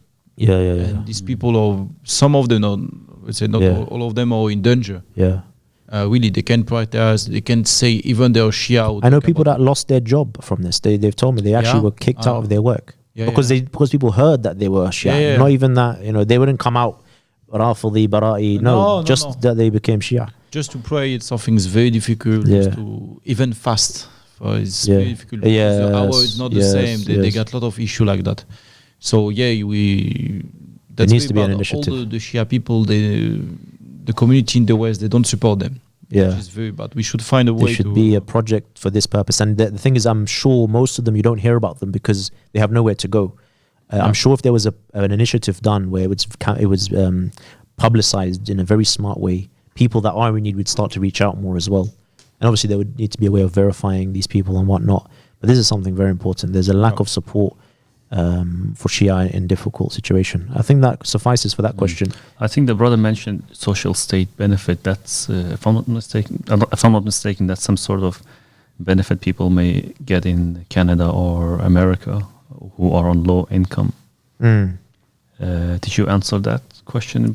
I don't think we did. I didn't see this Yeah. question. What is the question? Well, no, it's the same question, but at the end of he says like living in the poorest social levels and living on social state benefits. I think probably what he means is, from my understanding, like someone on a low income that relies on benefit, how can he be successful economically? I think it's a different question because my one ends Oh, in is it? what kind of supports can be offered to them, and it ends there. because these people Then I'm they are not living in the West. Yeah. Do you want to read the whole question, Ahmed, that you're looking at? Okay, I think it's probably from the same brother. He's saying that my second question is, what should be done to enable Shias to be able to be economically successful where most of them are living in the poorest social levels and living on social state benefits? Well, that's a difficult question, isn't it? That's a very personal question because it's depend on the people. But of course, we encourage people to be successful on this way. Yeah. Where the important is like we are Shia. We are not like the Sufi people who hold the people to stay poor and Yeah. live it very simple. Live at Hide in the maximum. cave and Yeah. Worship Do your God. best. We need the Shia to be successful, not just for their own personal, not for their own personal gain and stability, which is of course important, but to collectively empower the Shia.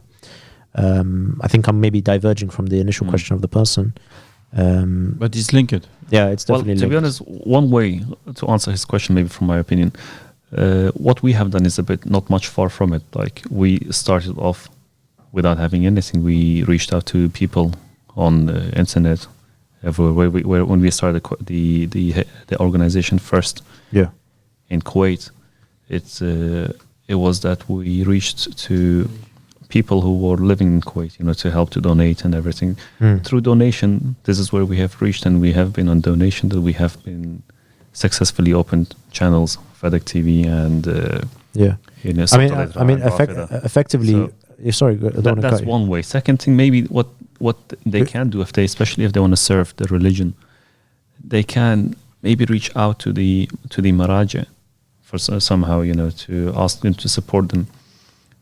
I think these are valid ways, but I want to just bring in a bit of a different angle, because what you're saying when it comes to the organization here, which is effectively that Sheikh Al Habib and those who are supported him in this efforts and this organization, is that we've been able to establish an organization that's able to support a number of people to be full-time and dedicate themselves to the khidmah, which is in a way, yes, being economically self-sufficient or stable, even though we are in a stage where we're still relying on donations, and we have obviously a strategy and a ways to go where we can really become self-sufficient. But even when it comes to the Maraja, yes, that is an avenue, but depends in what sense. I'm understanding this question when it comes to Shia being self-reliant and self-empowered. Now, the comment that I want to bring here is there's different ways you can look at it, and there's different situations that the person is in. Now, obviously, it's clear when it comes to our call, the specific call of Khuddam Mahdi, is that we need people to rise up and give everything they have and sacrifice everything as much as they can for the cause of Ahlul Bayt alayhim salatu wasalam, and live a life which, you know, may not be classed as economically successful. We're not calling towards that specifically. But that's not to say we're saying every single individual, you know, has to or should go down this path. Everyone is in a different place. Allah has placed them in different contexts, a different situation. Yeah. We, for example, have wealthy supporters who are very successful in whatever they may be doing, business or whatnot.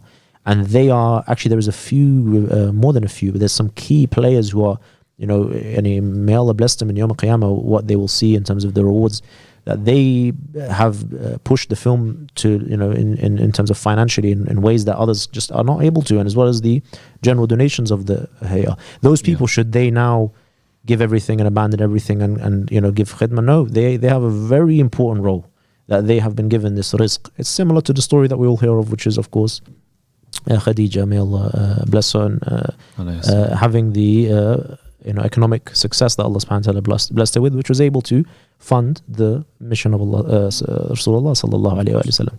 So we do need people who are economically successful in the Shia Ummah.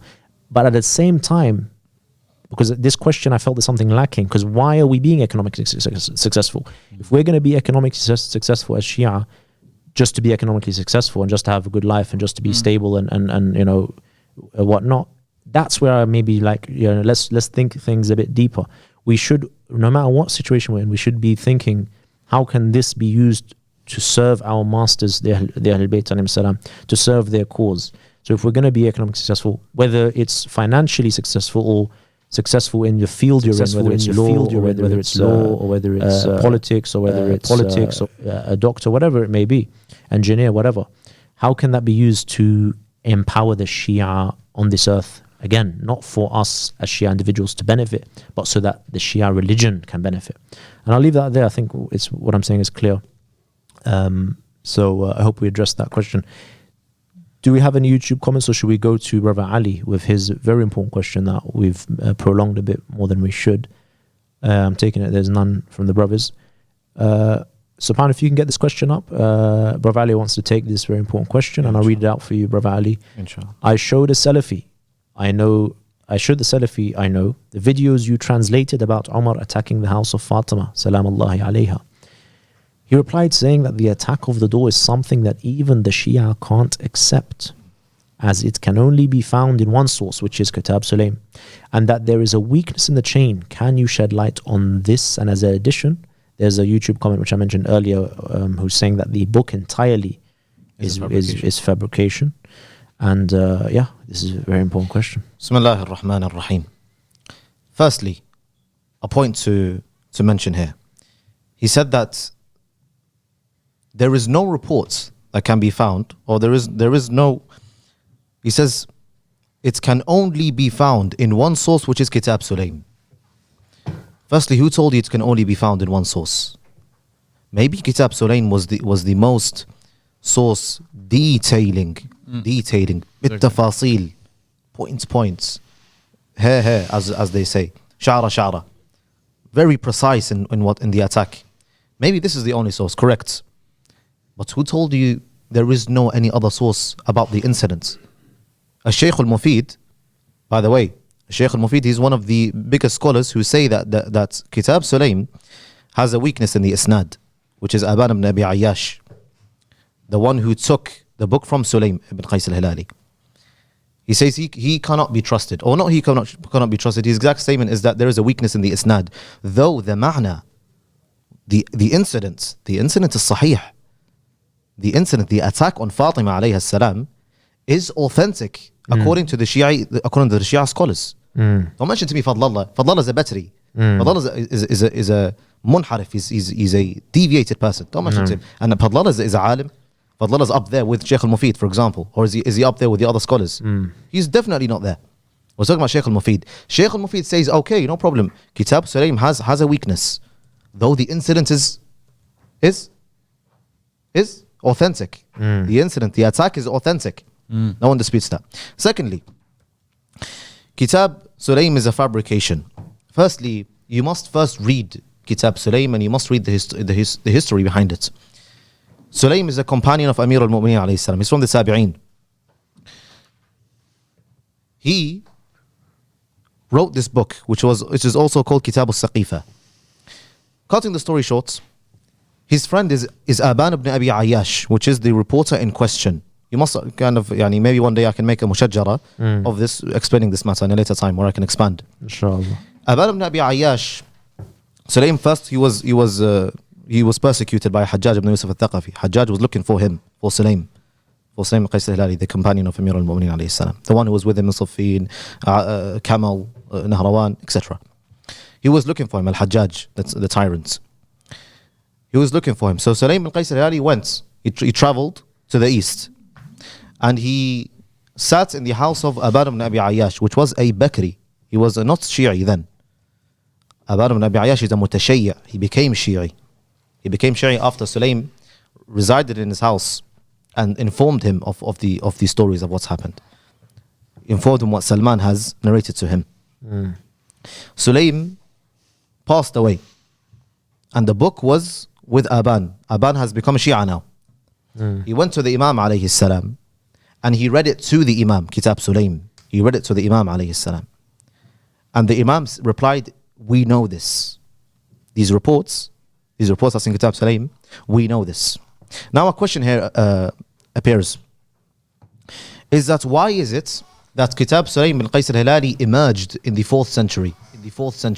Why was it there in the 4th century? Why didn't it come earlier? Since it's the first book that has been written. Yes. Why has it reached us in the 4th century? Why did it surface in the 4th century? The people who had this book in the early times, you know what was their had or their rule? Death, i'dam. Anyone who used to have this book, even the Shias used to shake. Even the Shias at the time who used to have the book, 1 or 2 or 3, nusakh, they used to shake as of fear, because if this book is found in their house, in their premise, their rule is death. They die. And this is why there is a shak when it comes to Kitab Sulaim and the other asanid and etc. I say, firstly, Kitab Sulaim is not the first, is not the only book proving this matter. It's not the only book proving this matter. There are books that surfaced before it. Here I will make a reminder that the Kitab Sulaim bin Qais al-Hilali emerged when? 4th century.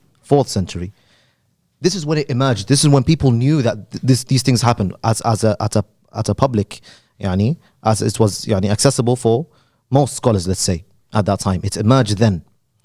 Why do we have reports, ahadith, detailing what's happened by other books, by other sources? Like what? For example, Aslu Isa ibn al-Mustafad. Firstly, al-Usul, we used to have 400 usuls. These books were authored by the companions of the Imam who wrote what he says directly. There is no place of I heard, etc. No. Or he's haddathana, out of memory. No. Very diqqah. The Shias are people of preciseness. Diqqah. He wrote what the Imam said directly. Yeah. This is Isa ibn al-Mustafad, one of the companions of Imam al-Kadhim alayhi salam. He's from the 3rd century. Why do we find reports in his book, Al-Wasiyah, I believe it's called, narrating to us the incidents of the attack? If Sulaim was a fabrication and it's only emerged in the 4th century, why do we have books in the 3rd century proving the incident, the attack on Fatima? No one disputes the attack on Fatima alayhi salam. Not even the Bakris, bro. Yeah. We can find these things in the Bakris. Dara Qutni and the others and the other books. There's many books. Even Shaykh al-Islam, their Shaykh al-Islam, Ibn Taymiyyah does not dispute that there was an attack. Or he says, he tries to dispute it obviously, but he says at the end, yes, there was an attack, but to see if there was money stolen in that house. I'm not even going to address that right now. Okay.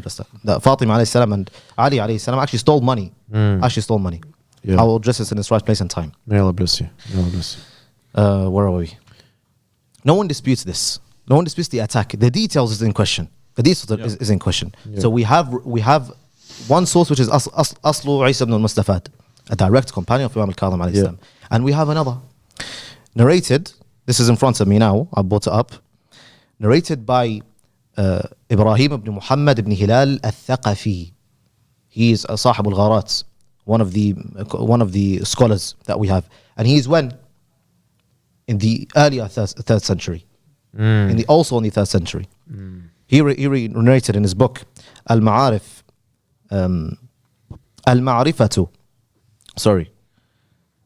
It's in English, so I'm not able to read it.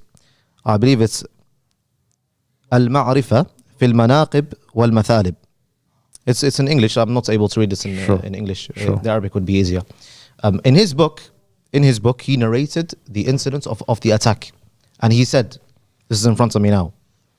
He said, narrated by Zaid ibn Qudamah, who was present at the time. He said that Fatima, peace be upon her, right before the attack, right before Umar ibn al-Khattab ordered his goons to burn the door and enter the house of Fatima. Why did he do this? Because of the orders of Abu Bakr. Abu Bakr told him, "Itini bihi bi a'naf al-unf." Bring him to me. Bring him to me in the most aggressive manner. In the most aggressive manner. Umar ibn al-Khattab orders his goons burning the door before he kicked the door, before he entered the house of Fatima alayhi salam. What did Fatima say? She exclaimed out loud. Just to let you know, Ali, we have about, let's say, 30 seconds before we move on. We're running out of time. 2 minutes. Go ahead. All I require is 2 minutes. Sorry, apologies. Go ahead, no problem. Just to finish this. No problem. She exclaimed out loud, "If you believe in Allah, do not enter my house, for I am uncovered." If you believe in Allah, do not enter my house, for I am uncovered. The narrator says, he attacked and he did not care about her saying. He did not care about her saying. And this is Sulaym al-Qais al-Hilali. This is Ibrahim ibn Muhammad al-Thaqafi, who is in the 3rd century. To him, there was no Kitab Sulaym. He did not know of a book called Kitab Sulaym. Yeah. Because when did it emerge? It emerged in the 4th century. And secondly, I require here 2 minutes. 2 minutes. No, sorry, let's say 1 minute and a half. Speaking about weakness in the narrations, in the chain, is it not proper to fix what's in your house before you try to fix in what's in others? Is that not a sensible claim, a sensible question to put forward? Yeah. Kitab Sulaym is just a book. That's we have. It's just one book, and it's not the Umda. It's not the It's just a book. However, Musnad Ahmad ibn Hanbal. Musnad Ahmad ibn Hanbal al-Shaybani. This book is the Umda after Bukhari and Muslim. Is the Umda. In English, please. The Umda. Say is the prominent source. Let's say is the prominent source. This book that is attributed to Imam Ahmad ibn Hanbal. It's so-called. It's Ahmad ibn Hanbal, Musnad Ahmad ibn Hanbal. No. Why do we find in this book that Ahmad ibn Hanbal did not write this? If we open, for example, the first hadith, open this first book of the first volume, the first hadith, what does it say? It says, Haddathana Abdul Rahman Abdullah ibn Ahmad ibn Hanbal. So what? The teacher of Ahmad ibn Hanbal is his son Abdullah? The teacher of Ahmad ibn Hanbal, Ahmad ibn Hanbal narrates from Abdullah, his son, because Abdullah is his teacher. Is that logical? Who is this book narrated to us by? It's narrated to us by, cutting to the chase, is narrating to us by a mukharrif, a lunatic, a majnoon called Abu Bakr al-Qati'i. Abu Bakr al-Qati'i, and this individual was from the students of Abdullah, the son of Ahmad ibn Hanbal, who added in his book, who added in Musnad Ahmad ibn Hanbal 10,000 reports. This is not for Ahmad ibn Hanbal. Ahmad ibn Hanbal did not write this book. Ahmad ibn Hanbal had written a hadith on skins at that time. He did not make it into a musannaf. He did not make it into a book. Who made it into a book? His son Abdullah. His son Abdullah. And who narrated this book to us? Ibn al-Qati'i. Ibn al-Qati'i, or Abu Bakr al-Qati'i, who is a mukharrif. So this Musnad Ahmad is from the lunatic Ibn al-Qati'i, who is a wadda' by Ibn Taymiyyah. Ibn Taymiyyah says he's a wadda'. He fabricates a hadith. So please, fix your books. Kitab Sulaym is just a book. Just a book that we have. This is the Umda. This is Musnad Ahmad ibn Hanbal. 52 volumes. 40,000 ahadith. 40,000. Kitab Sulaym, how much ahadith does it have? 400? 400, something like that. Something like that, 500. Let's say 1,000. This is 40,000. 40,000. This is what your if this goes, you have nothing. If this goes, you have nothing. If Kitab Salim goes, we are still في غنى عن Kitab Salim. We don't need Kitab Salim to prove the incidents of the attack on Fatima. There are other sources, plenty of other sources to stand upon. May Allah bless you, brother. Alhamdulillah. No, brilliant answer. May Allah reward you. Please, if you've asked that question or you commented on the chat, rewind that and watch that again. It's if you pay attention now. One comment from me: if you pay attention to the things that are being said, a lot of times people are listening, but they're not really listening. They're blocking things out because they feel, this is something offensive to them, or they're not willing to listen. Rewind that. Listen to what's been presented and consider the points that are being brought forward. We're not putting this out there for you just to sort of throw it in your face and be like, look, we're on the haqq, you're on the batil. No, we're telling you here, look at these things, pay attention to these things, and inshallah ta'ala, Allah may guide us all. He deleted all his messages. MashaAllah. MashaAllah. Is he ready for the shahada? He deleted all his messages. Is he ready for the shahada? MashaAllah. May Allah guide him, inshallah. Even the people are laughing, MashaAllah. MashaAllah. No, Yani, let's not laugh, because maybe this is a sincere brother who's rethinking his tracks. May Allah guide him. If you are listening, reflect. Yes. Reflect on what you're saying. Inshallah. I know Subhan's telling me to end it here because we're going about an hour and a half. I do want to throw one last question, give a chance to Ahmed and David to comment on this, and I'll just add a few comments myself. This is from a Twitter account called General. If Subhan can put this up, and Subhan, this is the last question. We'll be wrapping it up here. London is seen as the hub of the Shia in the West, a very small region with a very high density of Shia. But even with this, we do not see the proportionate amount of propagation of the religion that we should. Excellent question. Why are the Shia of London not active in Tabligh? If I can throw it to David first, as someone who's grown up in the West, in France in particular, someone who has most likely heard about the situation in London in terms of the amount of Shia and the amount of Husseyniyat and the amount of activity of Shia. What's your view on this? Is he correct? Firstly, is the proportion out of place? Yeah, that's correct, because with the number of Shia in London, there is no so much Tabligh. There's nothing actually. Right. For me, there's nothing. That's what it looks like to you from someone. From outside, it's looked at. There's empty. There's nothing. They just care about their community. They do their majalis. They do their stuff, but they don't really care about the other people. And no doubt, the majalis and the community work is brilliant. That's good. No one's saying that's bad. That's good, but you're not seeing Tabligh in its essence. No, that's good, but that's bad also, because they used to do that like a cultural things. Yeah, it turned into like a cultural practice. Just cultural practice. Right. They used to go one time a year to the lectures for Moram and so on. That's all. Yeah. No, I can't disagree. But the thing is, Brother David, when you say there isn't any Tabligh, I think many Shia will turn around in London and tell you no, there is Tabligh. But then the question comes now, David, is what's your definition of Tabligh? What is actual Tabligh in terms of Shia Tabligh?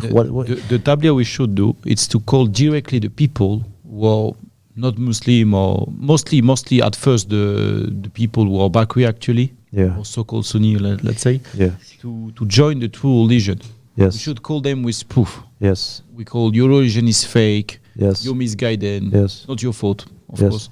You have to join the true Islam. Yes. That's a real Tabligh.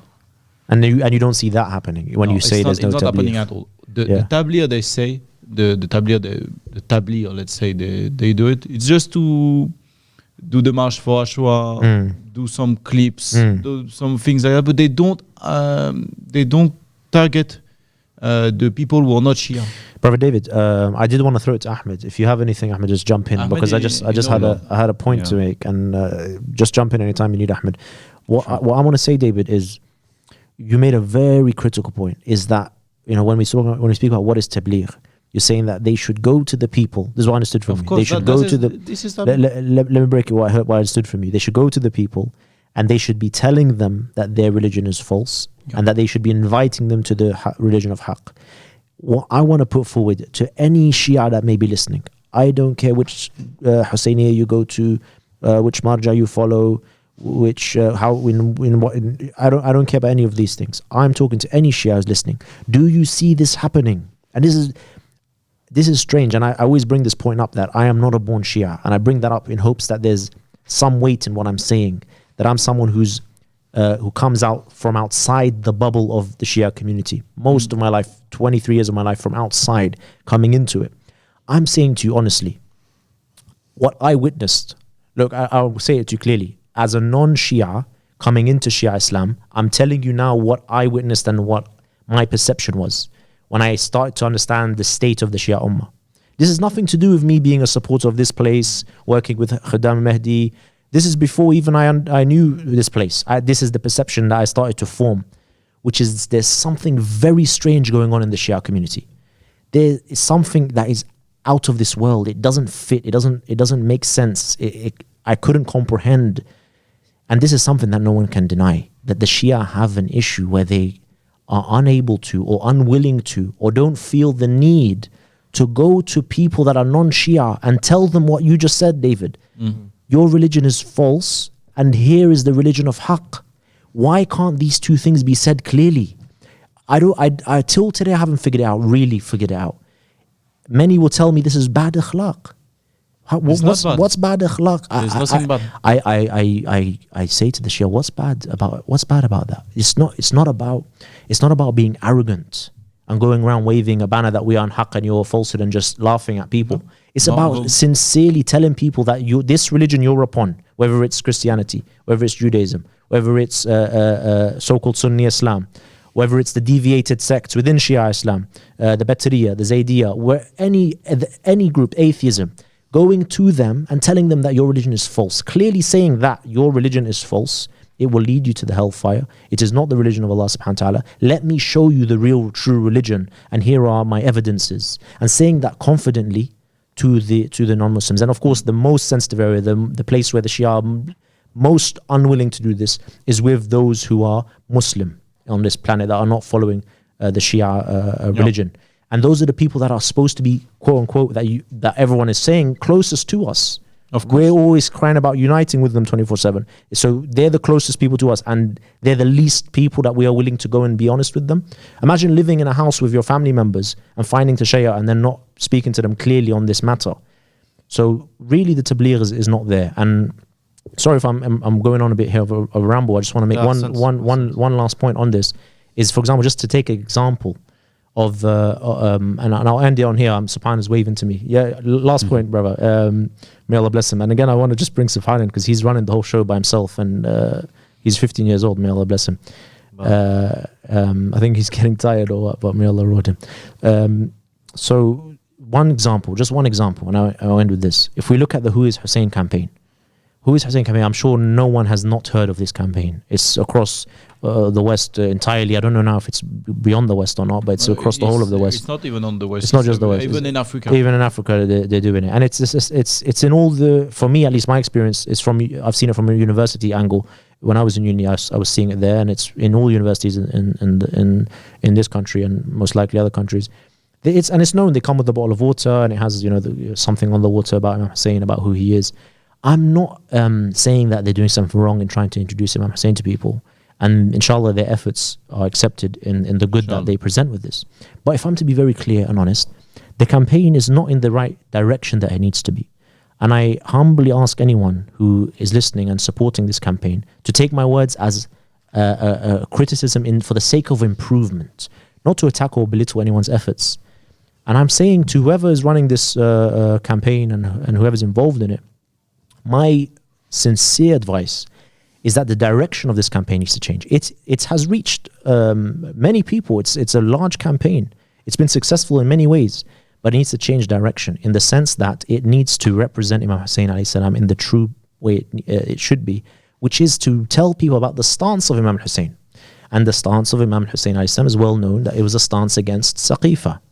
This is very well known. It's not disputed. I don't see anyone arguing about this. This is known. This needs to be shown in the campaign. This is the stance of Imam Hussein. Imam Hussein didn't lose his blood for us to just go and give a small fraction of his stance or his story or who he is. This is a disservice in a way to Imam Hussein. I'm not belittling the work, but in a way it is. We need to give the complete story of Imam Hussein. And the campaign of who is Hussein should be, this is who Hussein is. He made this stance. He sacrificed everything for the sake of Allah to stand against Saqifa. Let me tell you about Saqifa. Let me tell you about how Islam turned and was shifted into a corrupt, political, power-hungry, tyrannical, terroristic system, and the true Islam was sidelined. And here it is. Let me tell you about this true Islam. If the campaign changes this into this direction, you will be seeing converts in numbers that you haven't imagined.